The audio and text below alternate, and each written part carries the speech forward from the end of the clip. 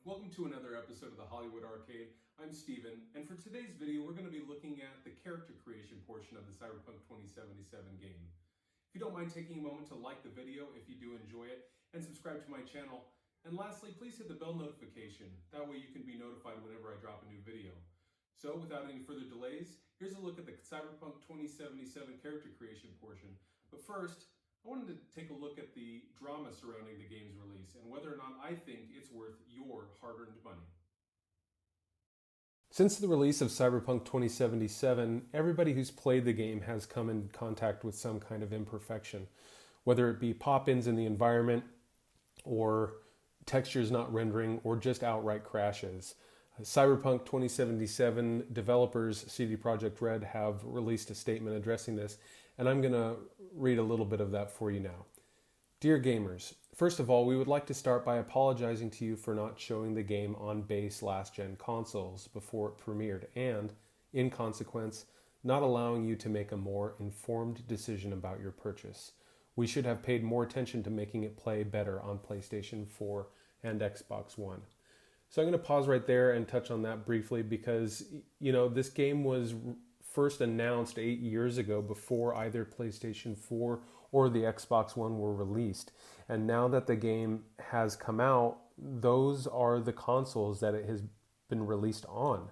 If you're playing it on a next-gen console, you're playing an Xbox One version or you're playing a PlayStation 4 version with backwards compatibility.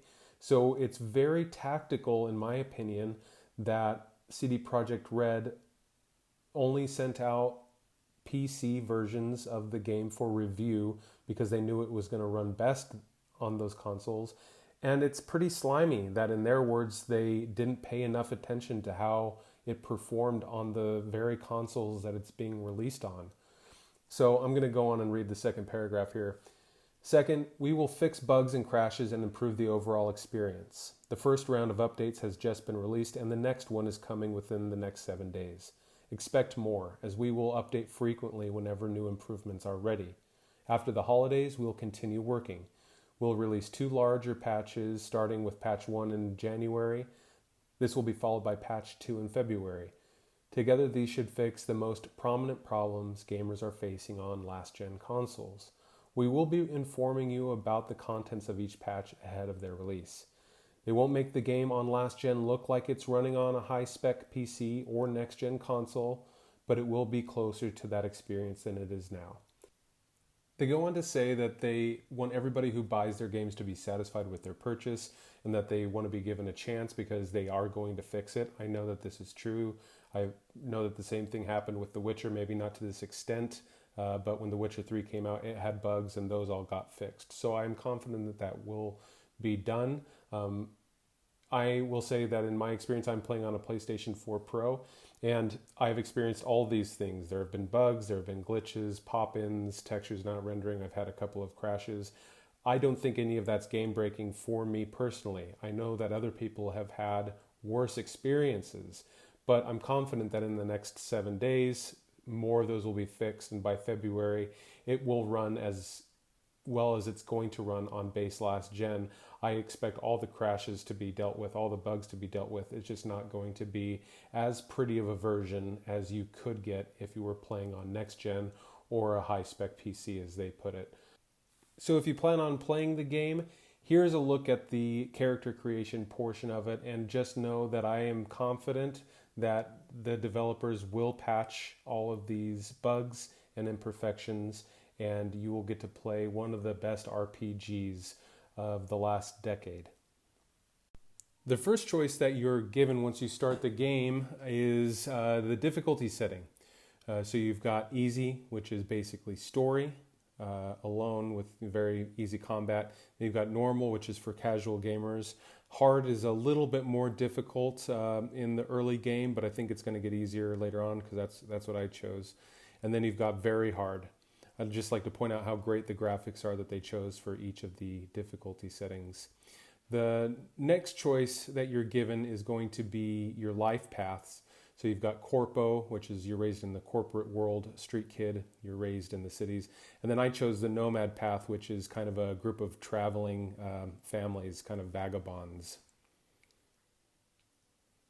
One thing that I wanted to mention before the video continues is that from what I understand, depending on whether or not you pick a corpo or a nomad or a city kid life path, so far as I can tell, only affects your character conversationally. If you are a corpo, then you're going to have a lot of sway with other corporate types, who isn't going to fare very well as a street kid would when dealing with gangs. Adversely, a nomad is going to have certain advantages over both of them, at least in getting other people to agree with you or to get some advantages in the conversations that you have with other characters on missions and such. Okay, so here we are to start out with the character selection screen. You can choose from either male or female to start out. I'm going to pick male because that's the character I'm going to create for myself. Then over here on the left, you've got 3 different face options that you can go with. And then down at the very bottom, there is a randomizer that will basically just scramble all of the different options to create a unique and randomized character. For role-playing purposes, I do like to create a character that looks as much like me as I can get. So I'm just going to take a second here to try to figure out which face to start out using as a base to build my character on. I think this guy's has similar facial structure, but maybe a little too gaunt. So I think I'm gonna pick this guy. Yeah. And so then once you get over here to the customization, you can go with a voice tone here. You can hear that's feminine or masculine. They kind of made it seem, the developers did at least, or maybe some of the reviewers, that it was going to be a sliding scale on whether or not you had a feminine or a masculine voice. But really it's just the 2 options, which is fine. It's nice to have that kind of inclusion there for people that might be from the LGBTQ community. So here's all the different skin tones that you can choose. You can go from very dark to very pale. Again, for role-playing purposes, I like to just kind of match what I have, my skin tone. And then there's skin types, which is going to be your complexion. So this is like a real baby face. Here's here's somebody that looks maybe a little bit older with some freckles. I think this is as close to an option as I have for my complexion. So I'm just going to pick that one and move on to hairstyle. So I'm just going to cycle through some of the hairstyles that we have here as an option. I do believe that the hair options that you see for the male version of V are the same hairstyles that you have for the female version of V. I think that the developers were trying to allow for gender fluid player options. So we've got a bunch of different hairstyles here, and some pretty funky ones, but it's a really good variety. I think that they did a good job providing a lot of options.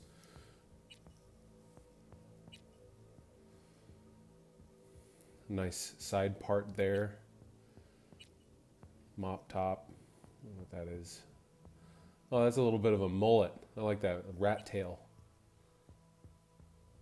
Real femme. And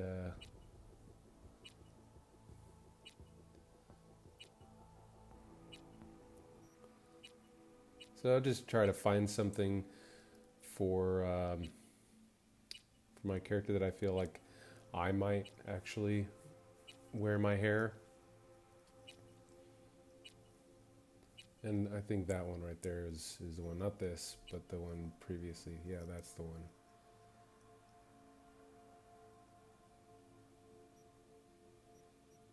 Yeah, I think that's the one that I'm going to go for.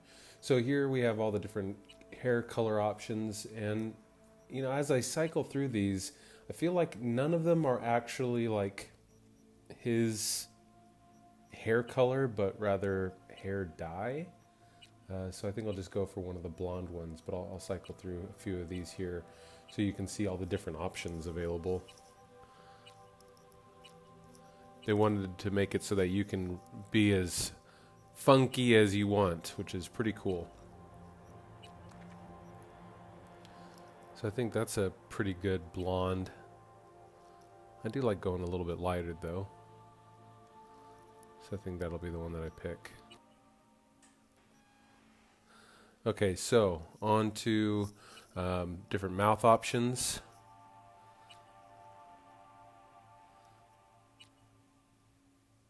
Ooh.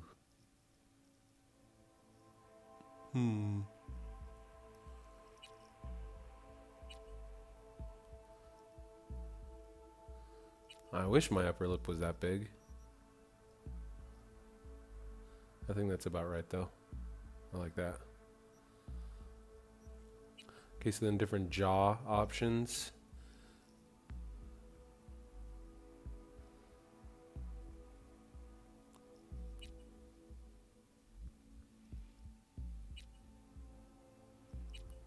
Kind of a bigger face. Oh, it looks like a broken jaw.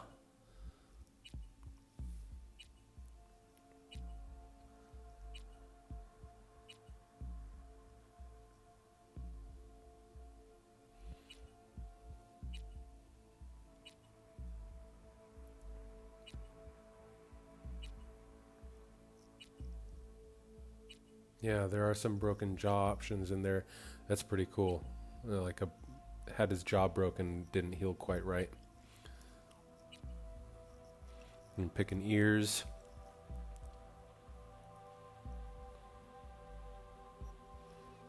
Then the different beard options.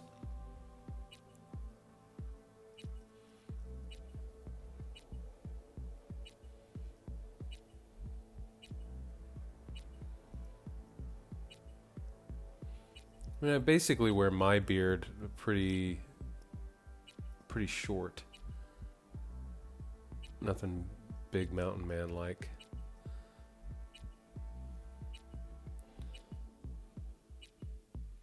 So yeah, I'll probably just go with that one.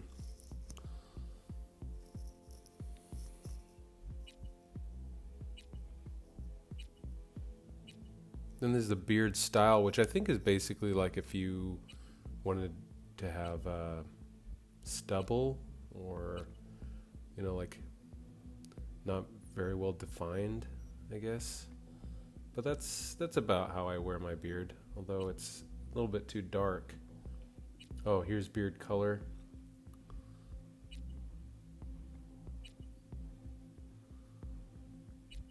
So they probably have just as many options for beard color as they do for hair color.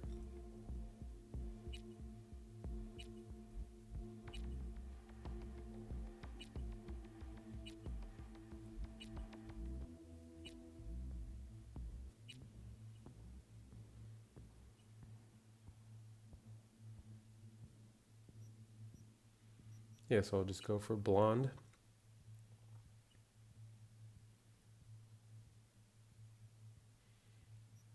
That looks kind of like me. Not identical, but pretty good. So this is my favorite part, is you get to pick your cyberwear. And I really like that neck one. I think that's really cool. I hope that you get to add to it later. Some of the face ones are really cool, but I don't know. It's just something real compelling to me about the neck. So here are some scar options. Some really cool, like scarification options, intentional scarring. It looks like, at least. I can't imagine what would give you that kind of a burn.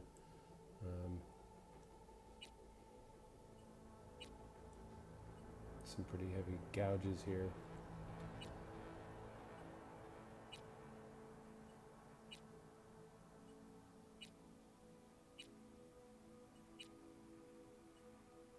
I'm not really into the scarification, so I won't pick any of these, I don't think, but I do like a little bit of a scar, so I'm gonna pick that one there. then there's piercings.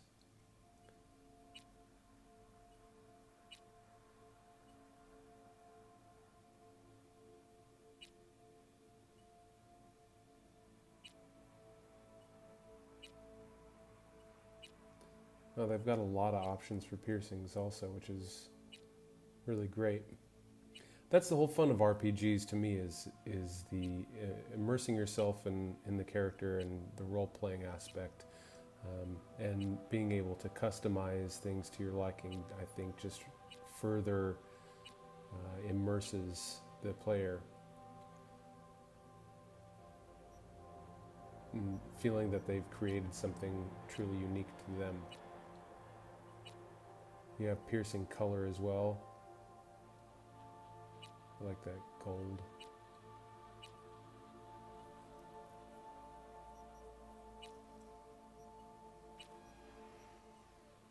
Yeah.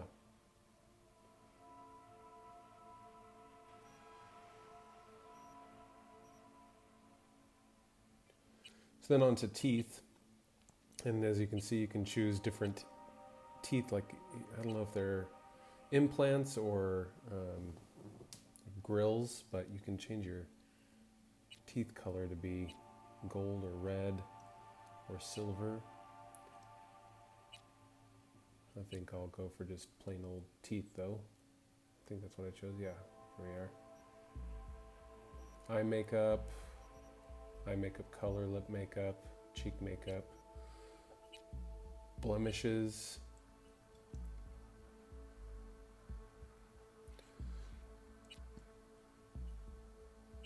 You know, I can't really tell what the blemishes are doing. I'm not sure where those are supposed to be visible,